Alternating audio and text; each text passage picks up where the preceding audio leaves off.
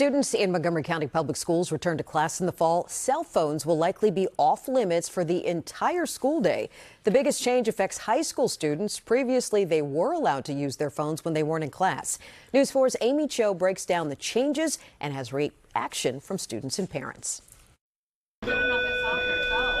It used to be that Montgomery County high schoolers could use their phones during passing periods and lunch, but that could soon go away. Montgomery County says it's likely moving towards something called a bell-to-bell ban, where you can't use your phone at all in school. Some families say bring on the ban. Yeah, I think that's a great idea. I don't think children should have cell phones in school all day because it's distracting to their work.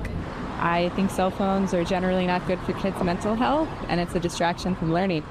However, one of the biggest concerns we've heard when talking to families about cell phone bans is safety. They want to know what happens if there's some type of emergency and students are not able to quickly call 911 or text their families. I always want to hear and know when my daughter's getting out of school.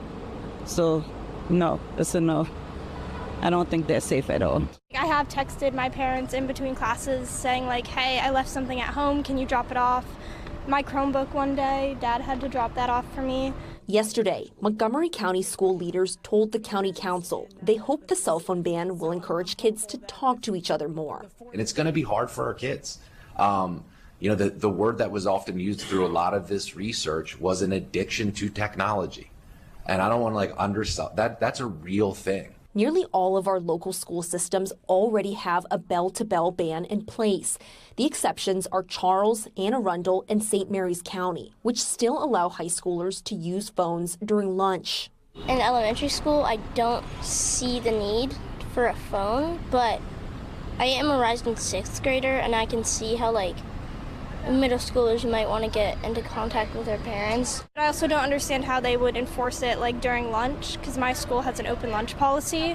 So if you're out in Bethesda with your phone, how are they going to stop you from using it? Continued questions with the start of the school year now just weeks away. Aimee, News 4. Many questions. Montgomery County school leaders say details about this new cell phone policy are still being worked out. They told News 4 the final version will be released at a later date, but did not say when.